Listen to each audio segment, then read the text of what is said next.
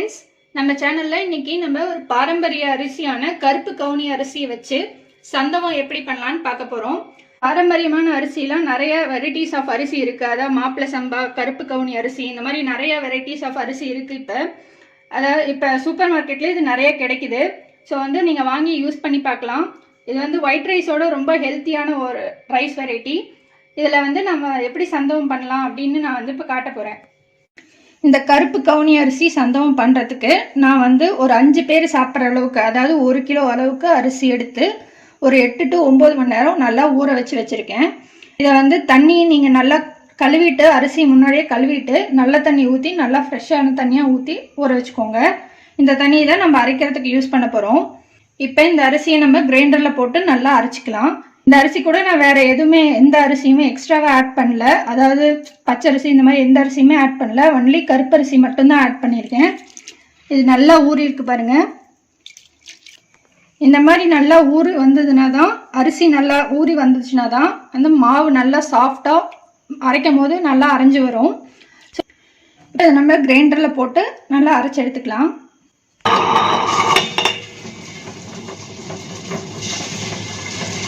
இப்போ இந்த அரிசியை ஆட் பண்ணதுக்கு அப்புறமா இதுக்கு தண்ணி நான் அந்த ஊற வச்ச தண்ணியவே தான் வடித்து வச்சுருக்கேன். அந்த தண்ணியவே ஆட் பண்ண போகிறேன். கொஞ்சம் கொஞ்சமாக ஆட் பண்ணி அரைச்சிக்கோங்க. அப்போ தான் நல்லா மைய அரைஞ்சி வரும். இப்போ இந்த அரிசி நல்லா உடைய ஆரம்பிச்சிருச்சு. அந்த டைமில் நான் ஒரு கப் தேங்காய், அதாவது ஒரு தேங்காயில் ஒரு அரை மூடி தேங்காவை இதில் ஆட் பண்ணிக்கிறேன். கூடவே உப்பு தேவையான அளவுக்கு நான் கல்லுப்பு ஆட் பண்ணுறேன். இப்போ இது நல்லா மைய அரைச்சி எடுத்துக்கலாம். பாருங்க, மாவு நல்லா அரைஞ்சி வந்துடுச்சு. நல்லா சாஃப்டாக வந்துருக்கு பாருங்க. நல்லா சாஃப்டாக அரைஞ்சி வந்துடுச்சு. இதை நம்ம தனியாக வலிச்சு எடுத்து வச்சிடலாம். பாருங்க, நம்ம மாவு அரைச்சி எடுத்தாச்சு. இது ரொம்ப திக்காக இருந்ததுன்னா நீங்கள் இந்த தண்ணியே மறுபடியும் ஊற்றி எவ்வளோ தண்ணி தேவையோ அவ்வளோ கன்சிஸ்டன்சிக்கு, அதாவது இட்லி மாவு பதத்துக்கு கரைச்சி எடுத்துக்கோங்க. இந்த மாவு புளிக்கணும்லாம் அவசியம் இல்லை. இது அரைச்ச உடனேவே செய்யலாம். இது ஃபெர்மெண்டேஷன் ஆகணும்லாம் தேவையில்லை. ஆக்சுவலாக இதை நம்ம கிராமப்புறங்கள்லாம் என்ன பண்ணுவாங்கன்னா, இந்த மாதிரி மாவு அரைச்சி இதை களியாக கிண்டி அதை வாழை மட்டையை வச்சு செய்வாங்க, சந்தகம் செய்வாங்க. சிட்டி சைட்லலாம் இருக்கிறவங்களாம் இந்த மாதிரி வாழை மட்டை அதெல்லாம் ஈஸியாக கிடைக்காது, அவ்வளோ ஈஸியாக கிடைக்காது. ஸோ நம்மளுக்கு அந்த மாதிரி களி கிண்டி நெரிக்கிறது ரொம்ப கஷ்டமாக இருக்கும். ஸோ அதுக்காக நம்ம என்ன பண்ணுறோம் அப்படின்னா, இந்த இட்லி ஊற்றி நம்ம சந்தக மனையில் நெரிக்க போகிறோம். அதுக்கு நம்ம இட்லி ஃபஸ்ட்டு ஊற்றிக்கலாம்.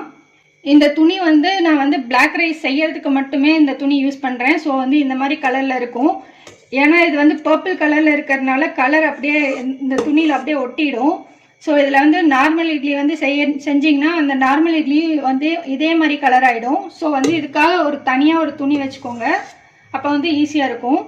இப்போ இதை நம்ம மூடிட்டு ஒரு 10 minutes நல்லா ஆவியில் வேக விடலாம். இப்போ ஒரு 10 நிமிஷம் போல் ஆயிருக்கு. நம்ம ஓப்பன் பண்ணி பார்க்கலாம்.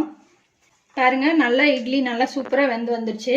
இதை நம்ம தனியாக எடுத்து இப்போ சந்தக மனையில் நெரிச்சிக்கலாம். பாருங்கள், இதுதான் சந்தக மனை.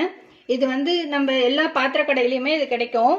இது இப்போ நிறைய டிஃப்ரெண்ட் வெரைட்டிஸில் இப்போ கிடைக்குது, டிஃப்ரெண்ட் ஷேப்ஸில். இது நான் யூஸ் பண்ணுறது ஒரு 6-7 வருஷமாகவே யூஸ் பண்ணிட்டுருக்கேன். இது ரொம்ப பாருங்கள், இந்த மாதிரி நல்லா ரோல் பண்ணி நம்ம வெளியில் எடுத்துட்டு இதுக்குள்ளார நம்ம இட்லி போட்டு நெரிக்க போகிறோம். அடியில் ஒரு பிளேட் வச்சுக்கோங்க. இப்போ ஒவ்வொரு இட்லியாக எடுத்து இந்த மாதிரி உள்ளார நல்லா ப்ரெஸ் பண்ணி விட்டுக்கோங்க. ஃபஸ்ட்டு ரோல் பண்ணும்போது கொஞ்சம் மெதுவாக ரோல் பண்ணணும். ஏன்னா இங்கேருந்து தண்ணி தெறிக்கும் இந்த இடத்துல, இந்த ஹோலில். ஸோ மெதுவாக நம்ம ரோல் பண்ணணும். பாருங்கள், அழகாக நல்லா சாஃப்டாக வருது. இதை அப்படியே ரோல் பண்ணி எடுத்துக்கலாம்.